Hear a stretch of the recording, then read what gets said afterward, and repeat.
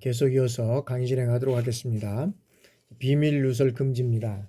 자, 아동 청소년 대상 이 성범죄의 수사 또는 재판을 담당하거나 이에 관여한 공무원 그리고 직에 있었던 사람들은 피해 아동 또는 청소년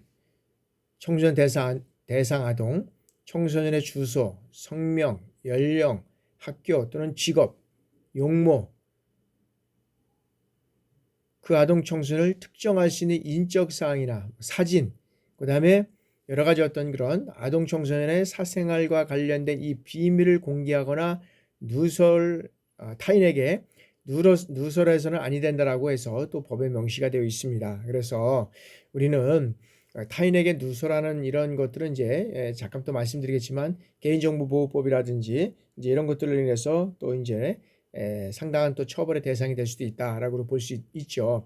그래서 법에 보면 우리가 기관, 시설 또는 단체의 장이나 이를 보조하는 자 또는 그 직에 있었던 자는 직무상 알게 된 비밀을 타인에게 누설해서는 아니 된다라고 명시가 되어 있습니다. 그래서 특히 이제 아동 청소년과 관련돼서 또 어떤 사회복지기관이나 이런 것도 어떤 그 기관에 종사하고 있던 사람들이 어떤 그 직을 또 뭐 그만둔다든지 퇴직을 한다든지 뭐 이직을 한다든지 이래서 그 직에 있었던 그리고 거기에서 알게 된 직무상의 어떤 비밀이나 이런 것들을 누설해서는 타인에게 누설해서는 아니 된다고 명시가 되어 있습니다.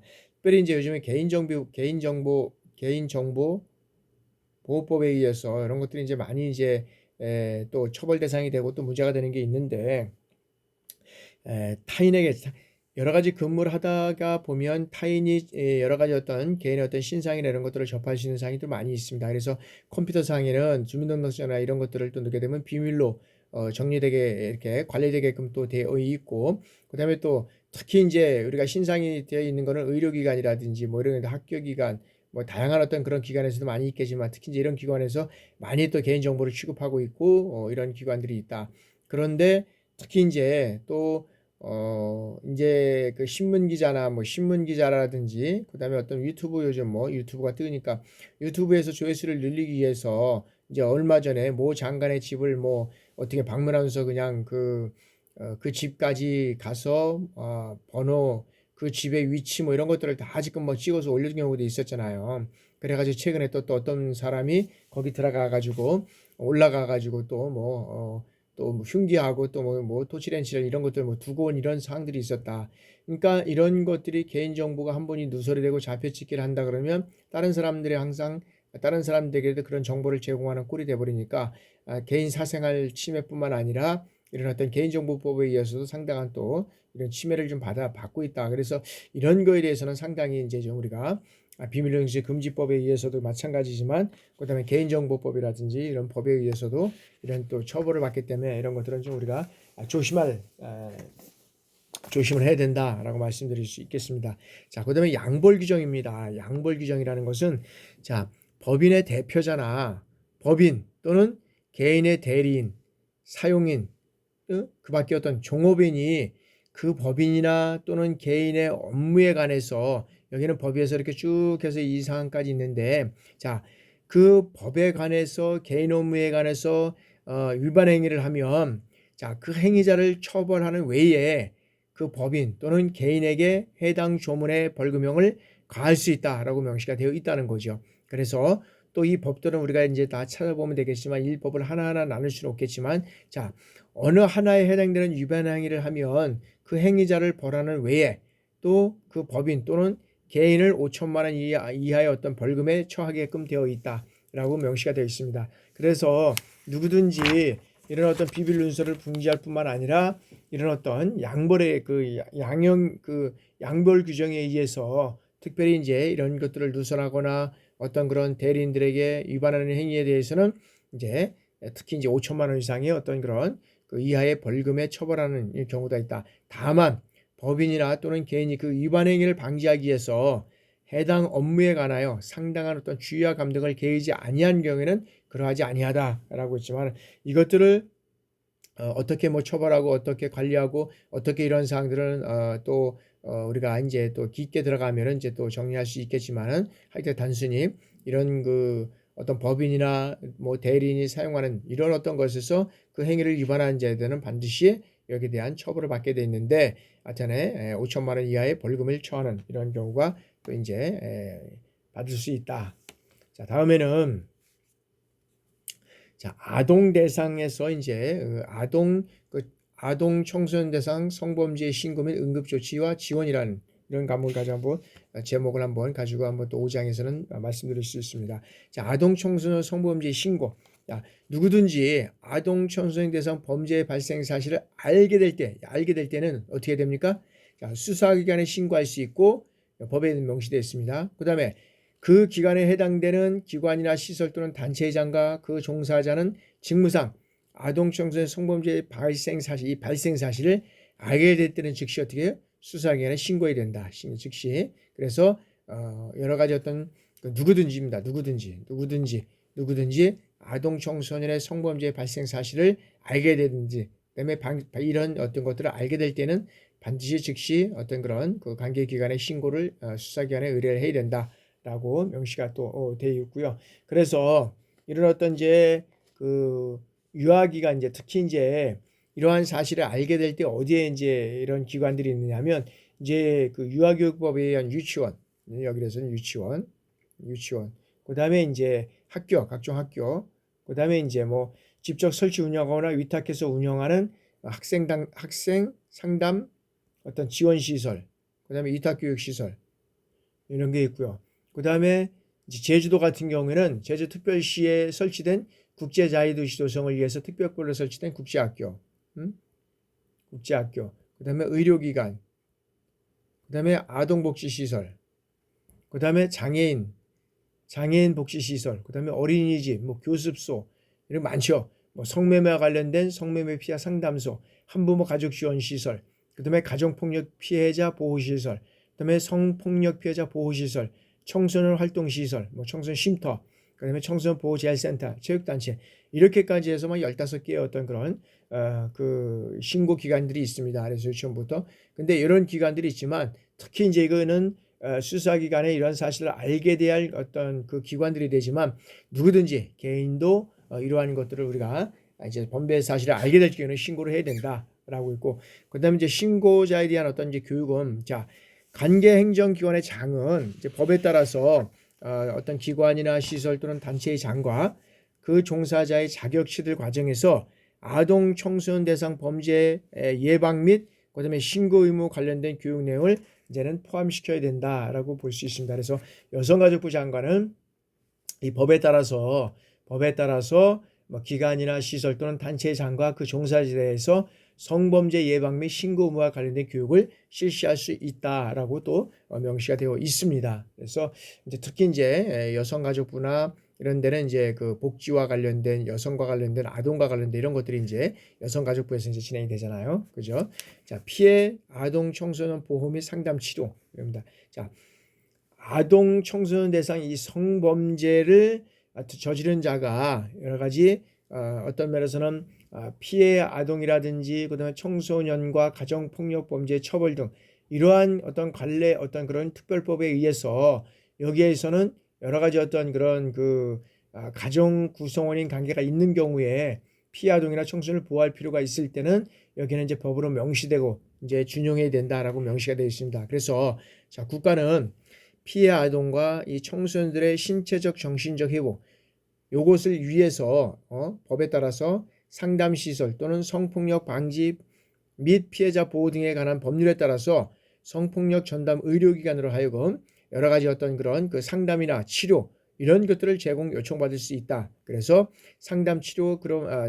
상담과 치료 프로그램 제공에 요청받을 수 있는 기관은 자 정당한 이유 시 그 요청을 거부할 수 없다라고 명시가 되어 있습니다. 그래서 피해아동 청소년의 보호자 및 형제자매 그 밖에 대통령으로 정하는 사람 이런 사람들은 요청을 거부할 수 없고 꼭 반드시 받아야 된다라고 명시가 되어 있습니다. 그래서 이 아동 청소년 대상 성범죄는 여러 가지 가정폭력범죄 처벌법에 의해서 이런 어떤 그 법의 어떤 그런 그 조치를 받게 되어 있다라고 이제 볼 수 있고요. 다음에는 자 성매매 피해 아동 청소년에 대한 조치입니다. 그래서 성매매, 알선 등 행위 처벌에 관한 법률에 따라서 아동 청소년 이 아동 청소년에 대해서는 이 보호를 위하여 처벌하지 아니하게 되어 있다라고 명시가 되어 있고요.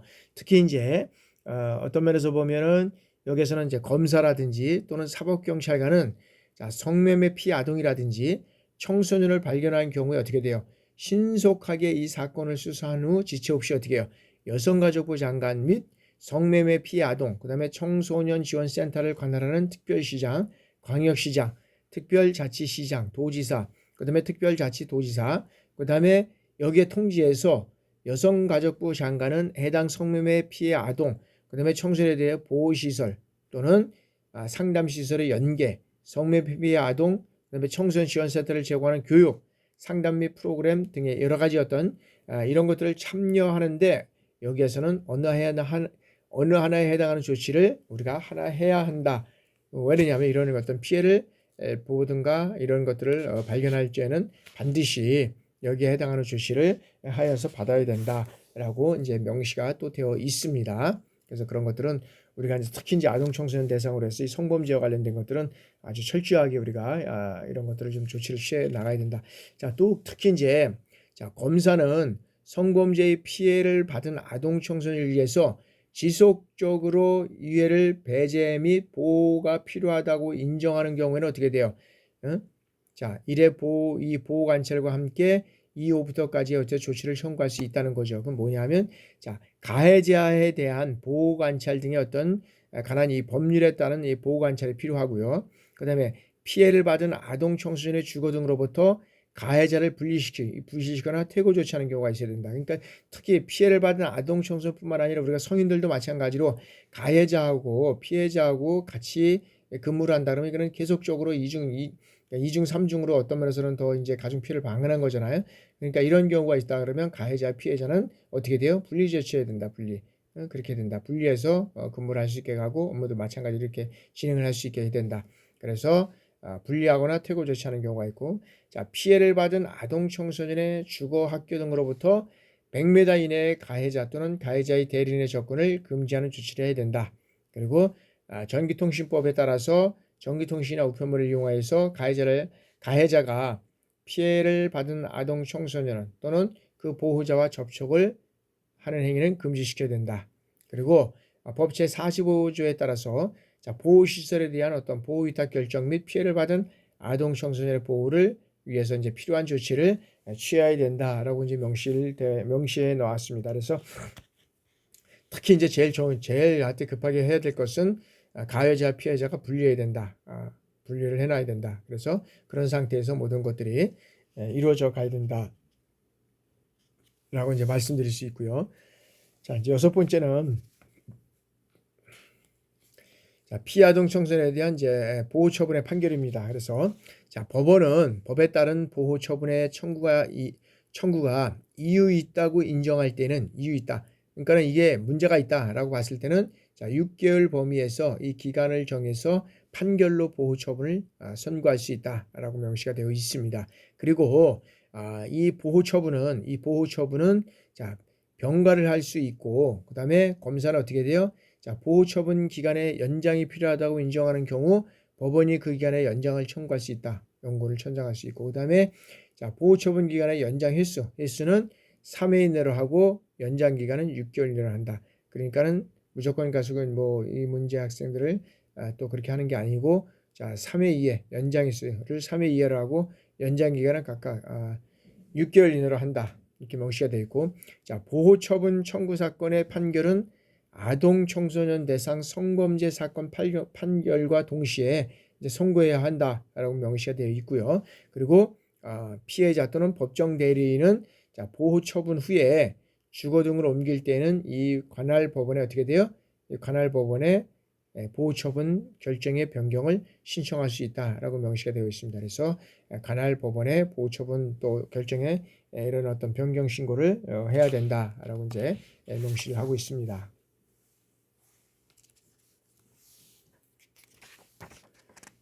자, 다음에는 이제 피해 아동 청소년에 대한 이제 보호 처분의 변경과 종결입니다. 그래서 자, 검사는 자, 이 법에 따라서 보호 처분에 대해서 그 내용의 어떤 변경 또는 종결을 법원에 청구할 수 있다라고 명시가 되어 있습니다. 그래서 법원은 그러한 내용들을 받으면 어떻게 돼요? 청구가 있는 경우에 해당 보호 처분이 피해를 받은 아동 청소년의 보호에 적절한지 여기에 여부에 대해서 이제 심사한 후에 보호 처분의 변경 또는 종결이 필요하고 인정하는 경우에는 이를 변경 또는 종결해야 된다라고 명시가 되어 있죠. 그래서 이제 그렇게 하고 아동 청소년에 대한 적절한 보호를 인정하는 경우에는 이를 변경 또는 종결해야 된다라고 이제 명시가 되어 있습니다. 그래서 아동 청소년에 대한 어떤 보호 처분의 변경과 종결을 또 이렇게 또 우리가 명시해 놓고 있습니다. 그래서 특히 이제 이런 아동 청소년에 대한 여러 가지 어떤 그런 성범죄나 성폭행 뭐 이런 것들이 이제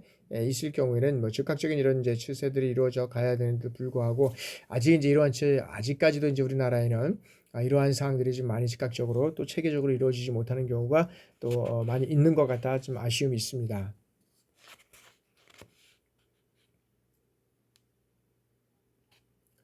자, 다음에는 이제 가해 아동 청소년의 처리입니다.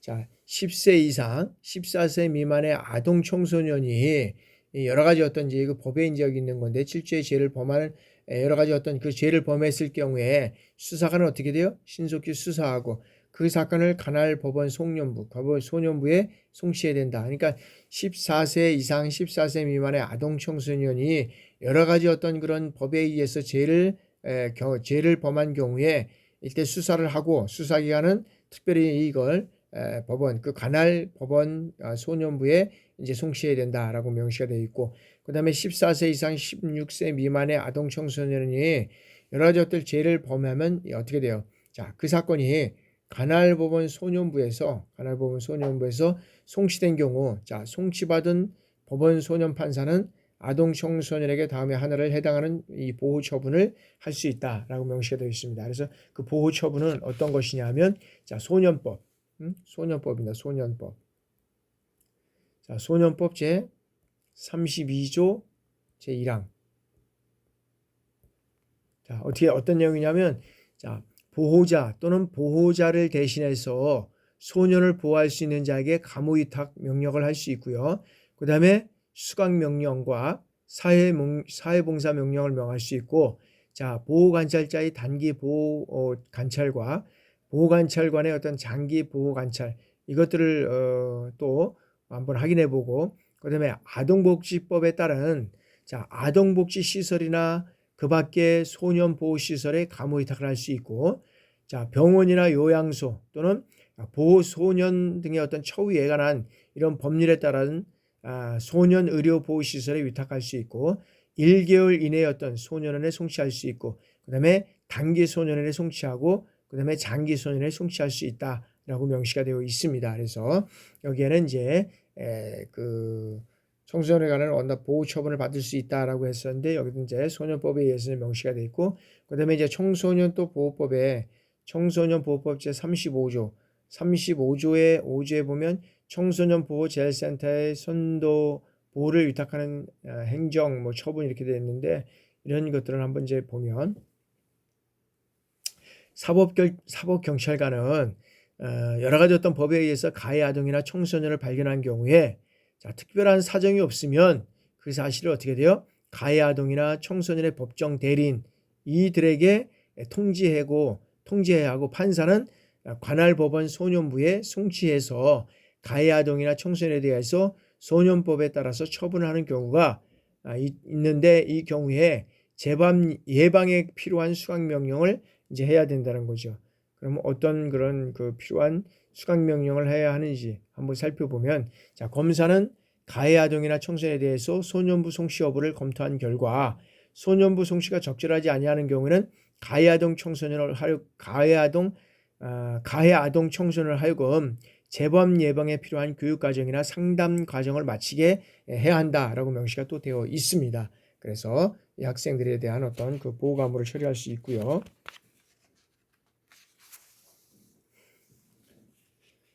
요거 이제 요 명령을 금방 이제 여러분들한테 설명드린 사항입니다. 이런 명령들을 이제 할 수 있고요.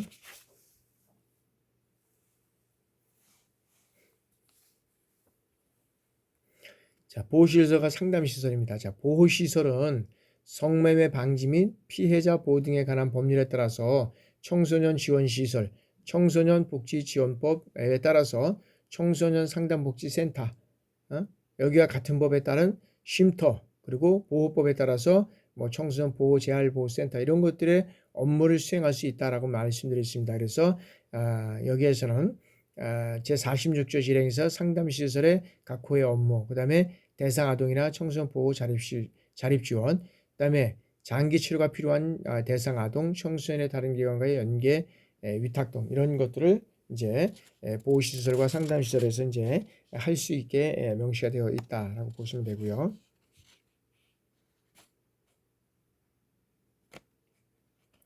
자, 다음에 이제 보호시설과 상담시설입니다. 그래서 상담시설은 성매매 방지 및 피해자 보호에 관한 법률에 따라서 성매매 피해 상담소 및 청소년 복지지원법에 따라서 청소년 상담복지센터로부터 이제 이런 업무를 이제 수행할 수 있게 되어 있습니다. 이제 7조부터 18조까지가 이제 쭉해서 이제 범죄와 관련된 것인데 여기는 범죄 신고의 접수 및 상담, 그 다음에 성매매 피해 아동이라든지 청소년의 병원 또는 관련 시설과의 연계 위탁, 그 다음에 또 그 밖에 아동 청소년 성매매 등과 관련한 조사 연구 이런 것들이 이제 업무를 그 보호시설과 상담시설에서 이제 할 수 있다 이렇게 이제 명시가 되어 있습니다. 그런 걸 통해서 이제 이루어져 가고 있고요.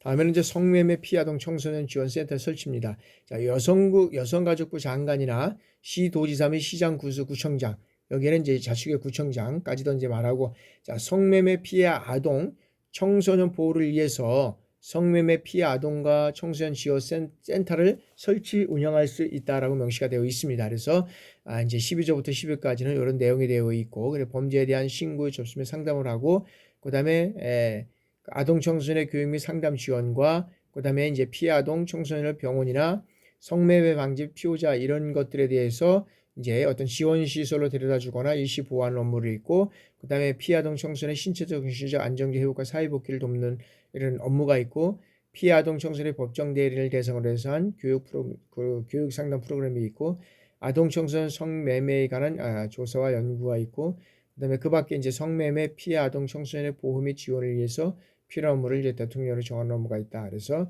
뭐 진로 상담이라든지 진학, 그다음에 직업 훈련 이런 것들은 이제 또 대통령으로 정하는 법에 따라서 이제 업무를 진행하고 있습니다.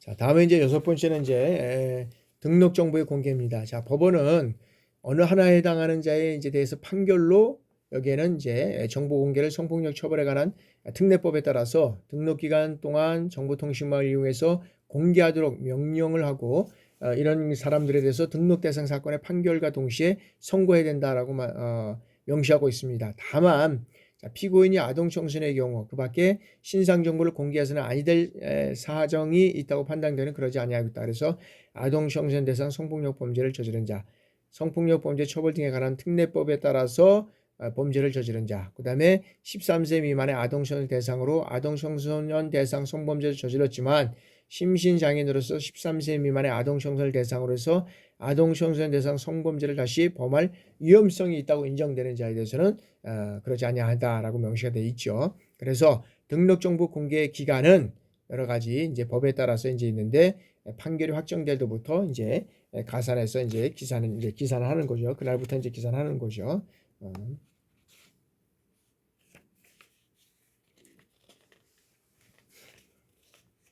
자, 등록 정보의 공지는 법원은 이제 공개 대상 중 어느 해당하는 자에 대해서는 이제 판결로 해서 공개 명령 기간 동안 이제 이런 것들을 공지해야 된다라고 했는데 그 대상을 살펴보면 아동 청소년 대상 성범죄를 저지른 자, 그다음에 성폭력 범죄 처벌 등에 관한 특례법에 따라서 이제 범죄를 저지른 자, 그다음에 이제 여기 1, 2 요구에 따라서 다시 이제 범할 위험성이 있다고 된 자는 등록 정보를 이제 고지하게 되어 있습니다. 이런 사람들을. 자, 다음에는 이제 고지명령의 집행입니다. 고지명령의 집행은 여성가족부 장관이 이제 하고, 그 다음에 법원은 어떻게 됩니까? 고지명령 판결이 확정되면 판결문 등본을 판결이 확정된 날부터 14일 이내에 법무장관에 송달하면 법무부 장관은 어떻게 돼요? 이 기간 내에 고지명령을 집행할 수 있도록 최초 등록 및 병력 등록 시 고지 대상자, 고지 기간, 이런 것들을 이제 규정된 정보를 통해서 지체 없이 여성가족부 장관에게 송부하게 되어 있습니다. 그러면 법무부 장관은 이제 고지 대상자가 출소하는 경우에는 출소 1개월 전까지 출소 예정일과 고지 대상의 후 출소 후 거주지 상세 주소에 대한 정보를 여성가족부 장관에게 이제 송지하게 되어 있습니다. 그래서 여성가족부 장관은 또 이에 따라서 이제 관할구역에 거주하는 아동 청소년 식권자, 법정 대리인이 가구, 영유아법에 따른 어린이집, 원장, 유아교육법에 따른 유치원과 뭐 초등교육법에 따른 여기는 학교장, 읍면동사무소, 주민자치센터의 장, 학원의 설립 뭐 이런 것들과 관련된 여러 교습소 여기에 이제 주민 그 센터 게시판에 30일간 이런 것들을 이제 게시해서 고지하고 명령하게 되어 있다라고 이제 우리가 보시면 되고요. 자, 공개 명령의 집행입니다. 공개 명령은 여성가족부 장관이 이제 정보통신망을 이용하고 이것은 이제 법원은 어떻게 돼요? 공개 명령이 판결이 확정되면 이 판결문 등본을 판결 날부터 14일 이내에 법무부 장관에게 송달하고 그러면 이제 송달된 그 내용의 여러 가지 어떤 그런 최초 등록 및 변경지, 공개 대상지, 공개 기간 및 이런 것들을 통해서 이제 여성부 가족분에게 이제 송부하게 되어 있죠. 그러면 이제 여성가족부 장관은 이걸 통해서 이제 또 각종 이제 어떤 그런 기한에 이제 송부할 수 있게끔 또 이제 이렇게 처리를 하죠. 그다음에 이제 아동 청소년 관련 기관 등의 취업 제한이다. 자, 법원은 아동 청소년 대상에서 성범죄라든지 성인 그 대상 범죄 이런 형이나 또는 치료 과물을 선고하는 경우에는 이제 어떤 면에서 보면은 이런 그 여러 가지 어떤 그 취업 제한을 이제 하게 되는데 뭐 시설이나 기관, 사업장 이런 것들에 대해서 여러 가지 어떤 그 성범죄 사건 판결과 동시에 이런 것들은 이제 취업을 제한할 수 있다라고 이제 명시가 이제 되어 있고요. 그다음에 이제 이게 성범죄 어떤 경력자 점검하기는 이제 여성가족부 장관은 중앙행정기관의 장으로부터 성범죄 취업 제한 명령을 선고받은 자가 아동 청소년 관련 기관을 운영하거나 아동 청소년 관련 기관 등의 취업 또는 노무를 제공하고 있는지 직접 또는 관계기관과의 어떤 조회를 통해서 연일회 이상 점검 및 확인하게 돼 있다. 그래서 여기에는 이제 교육부 장관은 중고등법에 따라서 행정안전부는 공공시설, 여성가족부 장관은 이런 청소년과 관련된 보호재활센터와 이제 학교 밖 청소년 센터, 식품안전부는 어린이 급식 지원센터, 경찰청은 경비를 하는 이제 법인 이런 것들에 대해서 다 이제 이런 점검을 확인할 수 있게끔 되어 있죠. 자, 다음에는 이제 보호관찰 이제 명령인데 보호관찰 명령. 자, 검사는 아동 청소년 성범죄를 범하고 재범 위험성이 있다고 인정되는 사람에 대해서는 어떻게 돼요? 형의 집행이 종료될 때부터 보호관찰 등에 관한 법률에 따른 이 보호관찰을 받도록 하는 명령을 법원에 청구해야 한다라고 명시가 되어 있습니다. 그리고 자, 법원은 공소가 제기된 아동 청소년 대상 성범죄 사건을 심리한 결과 자, 이 보호관찰 명령을 선고할 필요가 있다고 인정될 때는 어떻게 돼요? 검사에게 보호관찰 명령의 청구를 요청할 수 있고 아동 청소년 대상으로 인해서 성범죄를 범한 사람이 금고 이상의 선고에 해당하고 보호관찰 명령 청구가 이유 있다고 인정되는 경우에는 2년 이상 또는 5년 이하의 범위 내에서 기간을 정해서 보호관찰 명령을 어떤 평가해서 어떤 선고할 수 있다라고 이제 되어 있죠. 그런 걸 통해서 이제 이루어져 가고 있고요. 자, 다음에는 이제 보호관찰 이제 대상 의무 신고입니다. 그래서 보호관찰 대상자는 출소 후에 거주의 정지, 근무의 정지, 교우관계, 그다음에 이제 보호관찰을 위해서 필요한 경우로 대통령으로 정하여 있는데 그런 출소 전에 미리 교도소, 소년교도소, 구치소, 군교도소 또는 치료감호시설 장에게 신고해야 된다라고 있고요. 출소 후에는 10일 이내 거주지 직업동 보호관찰을 위해서 필요한 경우는 대통령이 정하는 이런 시설에 보호관찰자에게 서면으로 신고하게끔 되어 있습니다.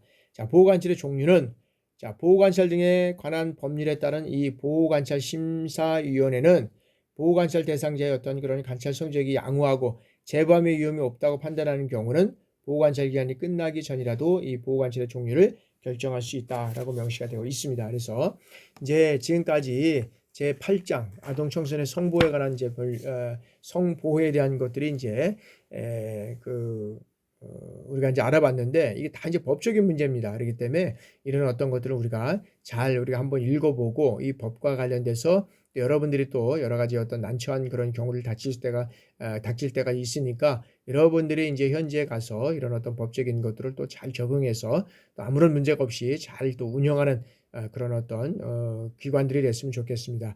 여러분들 장기간 수업 듣느라고 수고 많으셨습니다. 여러분들 또 다음 주에 뵙도록 하겠습니다. 여러분 감사합니다. 수고하셨습니다.